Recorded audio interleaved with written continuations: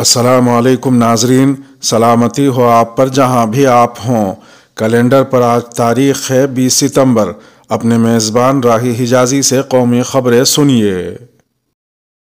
مولانا ارشد مدنی کے ہاتھوں مفت کوچنگ سینٹر کا افتتاح۔ قوم کو پسماندگی، مایوسی اور احساس کمتری سے باہر نکالنے کا واحد راستہ تعلیم ہے۔ انسانی تاریخ شاہد ہے کہ دنیا میں انہی قوموں کو ترقی اور سرخ روئی حاصل ہوئی ہے جو تعلیم یافتہ تھی، اور جن قوموں نے خود کو تعلیم سے الگ رکھا، تباہی اور پسپائی ان کا مقدر بن گئی۔ ان خیالات کا اظہار جمعیت علماء ہند کے صدر مولانا سید ارشد مدنی نے نئی دہلی میں مالی اعتبار سے کمزور طلباء کے لیے مدنی 100 کے نام سے ایک مفت کوچنگ سینٹر کا افتتاح کرتے ہوئے کیا۔ قابل ذکر ہے کہ یہ مفت کوچنگ سینٹر مولانا حسین احمد مدنی چیریٹیبل ٹرسٹ دیوبند اور ہند گرو اکیڈمی دہلی کے باہمی تعاون سے شروع کیا گیا ہے۔ مولانا مدنی نے کہا کہ اس سینٹر کے قیام کا مقصد ذہین مگر مالی اعتبار سے کمزور طلباء کو مقابلہ جاتی امتحانات کے لیے تیار کرنا ہے۔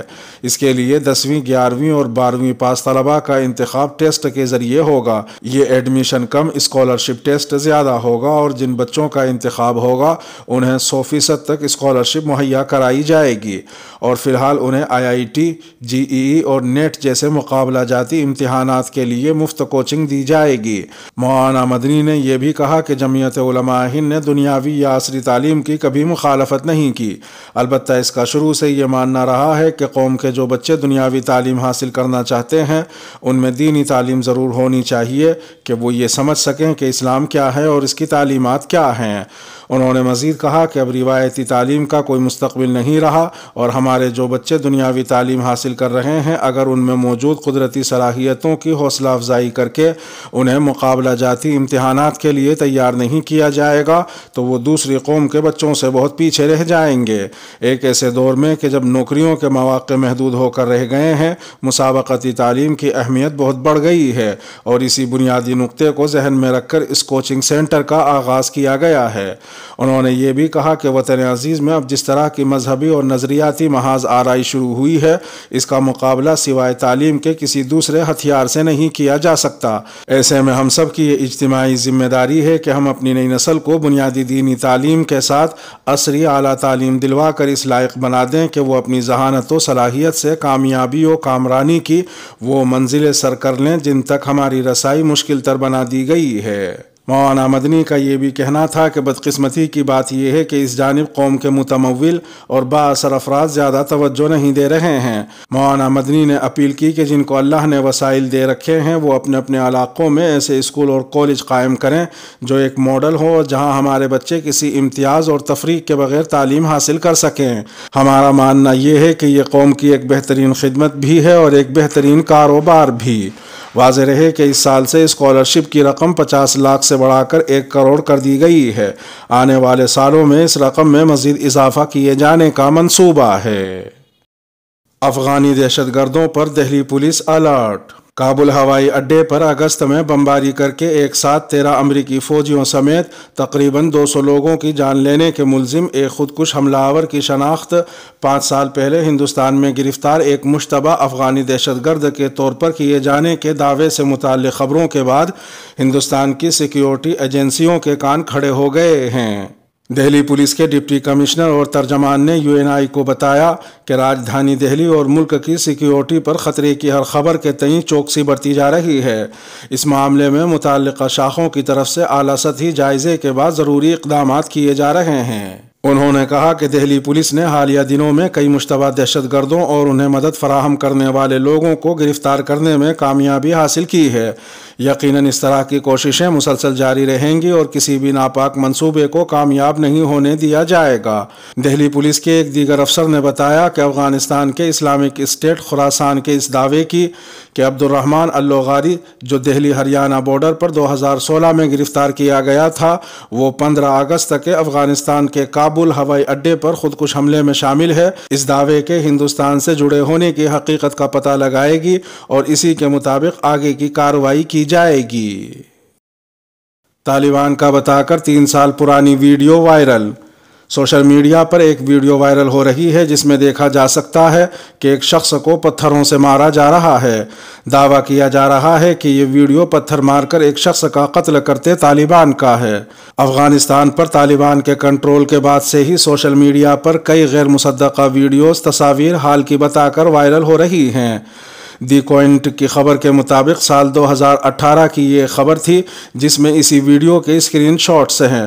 اس رپورٹ کے مطابق یہ واقعہ افغانستان کے صوبے جوزجان کا ہے، جہاں ایک 60 سالہ شخص کو اپنی ہی بیٹی کے ساتھ آبروریزی کرنے کے الزام میں اسلامک اسٹیٹ نے پتھروں سے مار کر مار ڈالا تھا۔ اب کئی سوشل میڈیا یوزر نے اس ویڈیو کو افغانستان میں طالبان کا ظلم بتا کر شیئر کیا ہے۔ دی کوئنٹ نے کہا کہ ہمیں سال 2019 کے ٹویٹ میں یہی ویڈیو ملی، لیکن اس ٹویٹ میں ویڈیو کو الگ دعوے سے شیئر کیا گیا تھا۔ اس ویڈیو کو ٹویٹر پر 10 لاکھ سے زیادہ بار دیکھا جا چکا ہے۔ طالبان، ڈرون اور پاکستان بی جے پی کا سیاسی ہتھیار۔ پی ڈی پی کی سربراہ محبوبہ مفتی نے اتوار کو بھارتیہ جنتا پارٹی پر فرقہ وارانہ سیاست کرنے کا الزام عائد کیا ہے۔ جموں میں ایک میٹنگ کے دوران انہوں نے کہا کہ بی جے پی طالبان، افغانستان اور پاکستان کے مسائل پر ووٹ حاصل کرنا چاہتی ہے۔ اس حکومت نے اپنے 7 سالہ دور حکومت میں ملک کے لوگوں کو تکلیف پہنچائی ہے۔ جموں کشمیر تباہ ہو چکا ہے۔ ہندو نہیں بلکہ جمہوریت اور بی جے پی کے دور حکومت میں ہندوستان خطرے میں ہے۔ اس حکومت نے قومی وسائل کو بیچنا شروع کر دیا ہے۔ اشیاء ضروریہ کی قیمتوں میں اضافہ کیا گیا ہے۔ محبوبہ مفتی نے مزید کہا کہ جموں کشمیر بحران میں ہے، لیکن بی جے پی کا کہنا ہے کہ ہندو خطرے میں ہے۔ جیسے جیسے الگ الگ ریاستوں میں انتخابات قریب آ رہے ہیں، بی جے پی طالبان اور افغانستان کے ناموں کا فائدہ اٹھانا شروع کر دے گی۔ اگر یہ حربہ کام نہیں کرتا تو بی جے پی پاکستان اور ڈرون کو سیاسی ہتھیار بنائے گی، لیکن لداخ میں گھسنے والے چین کے بارے میں بات نہیں کرے گی۔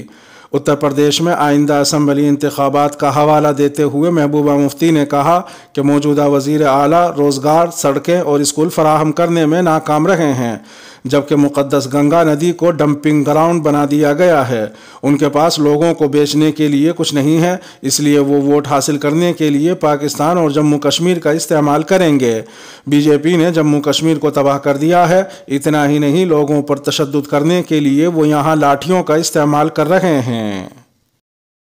ہم نے گاندھی جی کو نہیں بخشا تو آپ کیا ہیں؟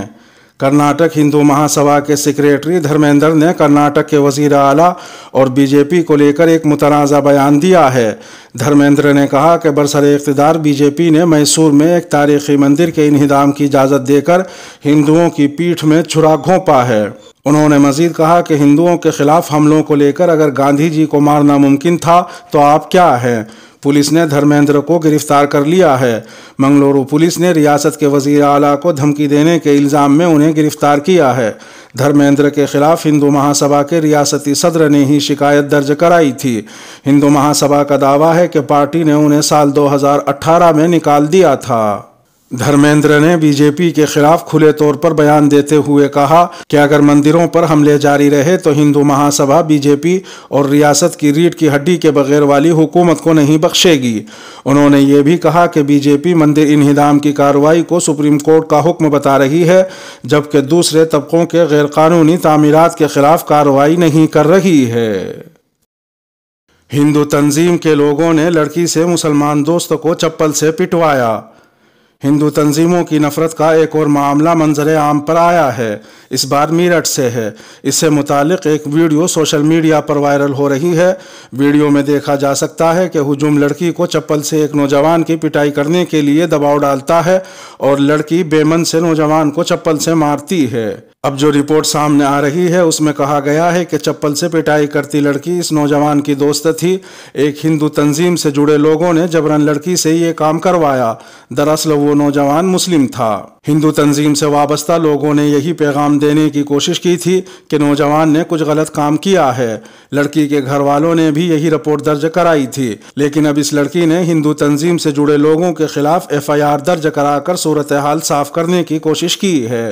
سوشل میڈیا پر لوگ اس لڑکی کی ہمت کی داد دے رہے ہیں۔ لڑکی نے FIR میں کہا کہ جب ہم بیٹھے تھے تبھی بجرنگ دل کے کارکنان آئے، اس میں ایک لڑکی نے اپنا نام سچن سروہی بتایا تھا۔ کارکنوں نے پہلے مجھے اور میرے دوست کا نام پوچھا، جب میرے دوست نے اپنا نام سلمان بتایا تو کارکنوں نے اسے پیٹنا شروع کر دیا، اس کے بعد مجھ سے بھی جبراً سلمان کی پٹائی کروائی۔ دینک جاگرن کی رپورٹ کے مطابق سچن کا الزام ہے کہ سلمان لڑکیوں کے ساتھ چھیڑ چھاڑ کر رہا تھا۔ پنجاب کو مل گیا نیا وزیر اعلیٰ۔ پنجاب کے گورنر بنواری لال پروہت نے راج بھون میں منعقدہ ایک تقریب میں چرنجیت سنگھ چنی کو حلف دلایا۔ چرنجیت سنگھ چنی اور ان کے دونوں نائب وزرائے اعلیٰ سکھجندر سنگھ رندھاوا اور OP سونی نے بھی عہدہ اور رازداری کا حلف لیا۔ حلف پنجابی زبان میں لیا گیا۔ اس موقع پر کانگریس کے سابق صدر راہل گاندھی بھی موجود تھے۔ اس کے علاوہ پروگرام میں پنجاب کانگریس کے صدر نوجوت سنگھ سدھو اور جنرل سیکریٹری ہریش راوت بھی موجود تھے۔ قابل ذکر ہے کہ چرنجیت سنگھ چنی پنجاب کے وزیر اعلیٰ کا عہدہ سنبھالنے والے پہلے دلت لیڈر ہیں۔ حلف برداری تقریب کے بعد راہل گاندھی اور نوجوت سنگھ سدھو نے چنی کو پنجاب کا وزیر اعلیٰ بنائے جانے پر مبارکباد پیش کی۔ اس کے علاوہ وزیر اعظم نریندر مودی نے بھی چرنجیت سنگھ چنی کو پنجاب کا وزیر اعلیٰ بنائے جانے پر مبارکباد پیش کی ہے۔ موصولہ اطلاعات کے مطابق پروگرام میں 40 لوگوں کو مدعو کیا گیا تھا۔